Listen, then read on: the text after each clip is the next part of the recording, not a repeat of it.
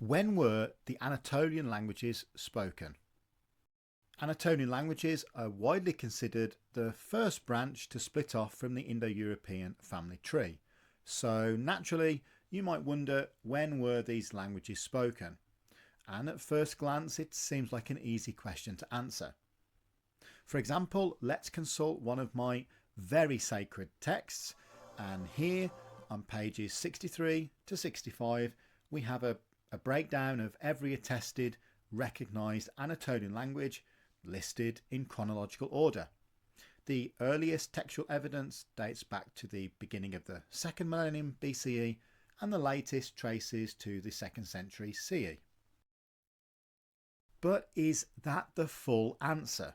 Not quite. Those dates reflect written evidence, the earliest and latest examples we found in texts. And it's unlikely, if you think about it, that the very first Anatolian text represents the first day these languages were spoken, just as the last attestation in Pisidian probably doesn't mark the day the last Anatolian speaker passed away. The real answer, therefore, is much more nuanced. Now, we can't pinpoint the exact moment a speaker first uttered the first Anatolian word, because initially these speakers were just Indo-Europeans speaking their own specific dialect.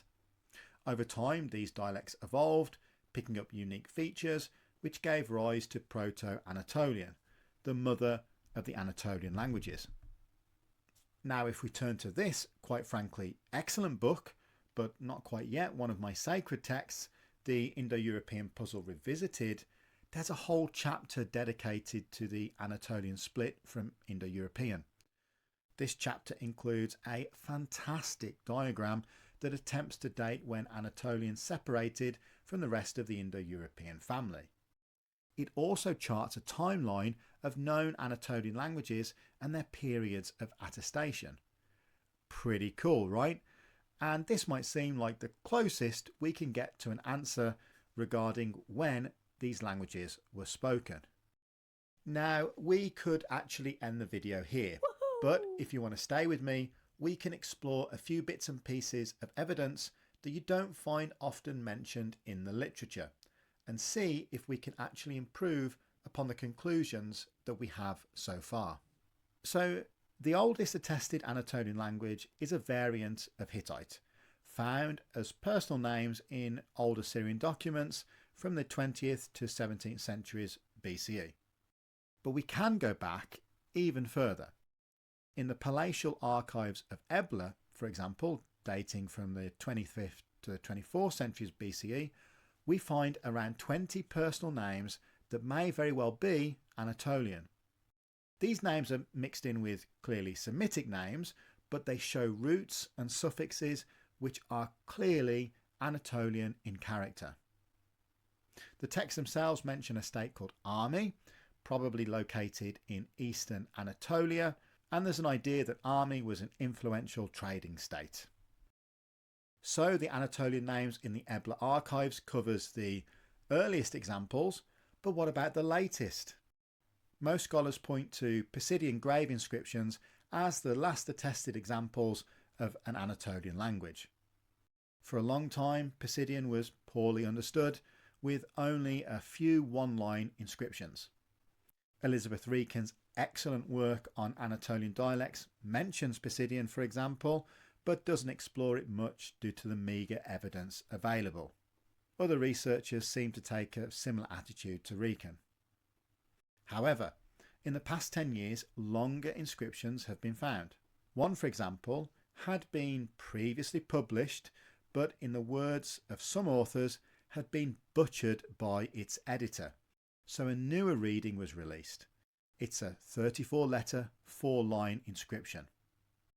There's also a 13-line inscription in Pisidian, although unfortunately it's a really tough inscription to penetrate and doesn't really reveal much about the language. And actually it raises doubts about Pisidian's position within the Anatolian language family, particularly whether it is a direct daughter of Luwian or not. On top of that, some scholars have actually proposed that a few of the shorter Pisidian inscriptions might actually be Greek. So even though we have this small Pisidian corpus, we still have many unanswered questions and a lot to uncover. But with the recent discoveries of the new Anatolian language Kalashma in the Kalashma tablets and the recently published Pisidian material, there is hope in the future that we might rediscover additional material helping us better understand Pisidian.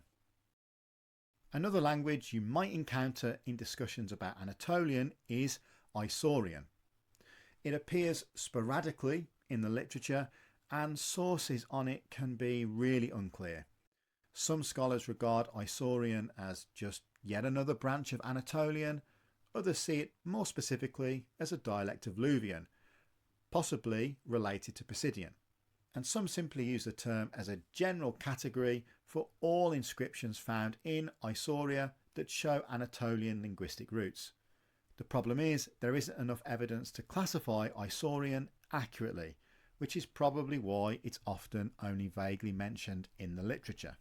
The idea that Isaurian is a Luvian dialect is largely based on its geographical proximity to other Luvian-speaking areas and a few minor parallels in vocabulary.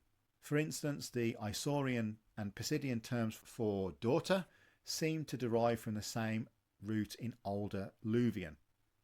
In fact, it's often hard to distinguish Isaurian from Pisidian inscriptions, and inscriptions are occasionally misattributed, sometimes wildly, in the literature.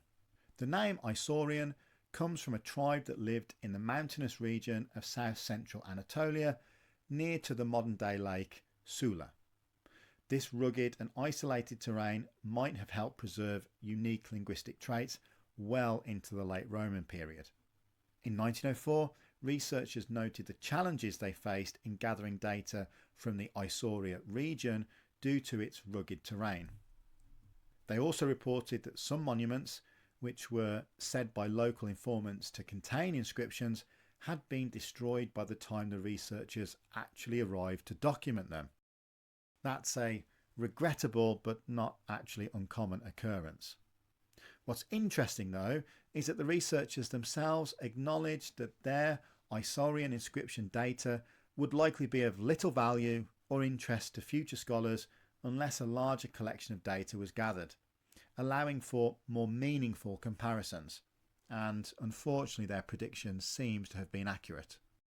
In 1987, Stark noted that Isaurian inscriptions dating from the 3rd to 5th century CE consist of personal names found in funerary contexts written exclusively in Greek.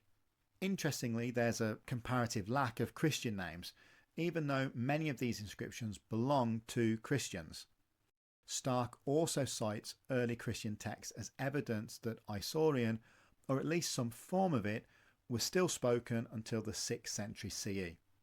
Specifically, there's a Greek text mentioning that Isaurians celebrated in their own dialect upon witnessing a Christian healing miracle. Another key piece of evidence comes from the meticulous linguistic detective work of Zsolt Simon. In his 2023 study, Simon revisited the origins of the original name for Emperor Zeno of Isauria and arrived at some intriguing conclusions. Traditionally in the literature, the emperor's original name, here on screen, was believed to mean Tarasis, son of Codisas. Early researchers such as Harrison had noted that both Tarasis and Codisas were attested Isaurian names, with Codissa being the Greek genitive form. However, Simon offers a different interpretation, proposing that the name should be understood as Tarasis, son of Codios, with the ending here representing a well-known Anatolian genitive suffix. For Simon, this finding is significant because the presence of an actual functioning grammatical suffix gives weight to the belief that an Anatolian language was actually being spoken at the point in time that the name was given. This linguistic feature provides stronger evidence than fossilised Anatolian roots combined with Greek grammar. Nevertheless, Simon does acknowledge that the suffix may also represent a fossilised element, although perhaps this is more unlikely. So what does this all tell us? Well, the Isaurians were clearly seen as a distinct people with their own culture, likely their own Anatolian language, and they left their mark on the history books. Seriously, go and read up on them. They have quite the reputation. However, Isaurian language remains unclassified to most, and I guess everything depends on how much weight you give to the scant evidence that we've looked at today. And it's important to remember that it's difficult to say much more beyond the fact that in Isaurian its personal names appear Anatolian-like and that their speech differed to those surrounding them. What's clear though is that the Isaurian inscriptions push the survival of some form of the Anatolian languages much later into the historical record. At some point, Isaurian was probably the daily language of the mountain residents of south-central Anatolia. But for how long? Until when? And to what extent did Greek impact upon it? Perhaps Isaurian was reserved for use in ritual settings or just for naming practices. But again, to what degree and for just how long, we can't be sure. And that's pretty much all we know. So maybe a little bit disappointing, but as I've mentioned earlier, in light of recent additions to the Anatolian corpus and re-evaluations of existing evidence, I'm actually hopeful that we'll uncover something in the not too distant future that might add to our knowledge of Pisidian or Isaurian or any other of the poorly attested Anatolian languages. And especially with researchers like Shimon publishing some really intriguing articles on late Anatolian variants. The key takeaway from this video, however, is that Anatolian likely persisted for longer than is often realised. Well, that's all from me. I've been Learn Hittite. As always, you've been fantastic. Give me a like and a subscribe if you enjoy this type of content. I'll be back very soon with another interesting video. Goodbye for now.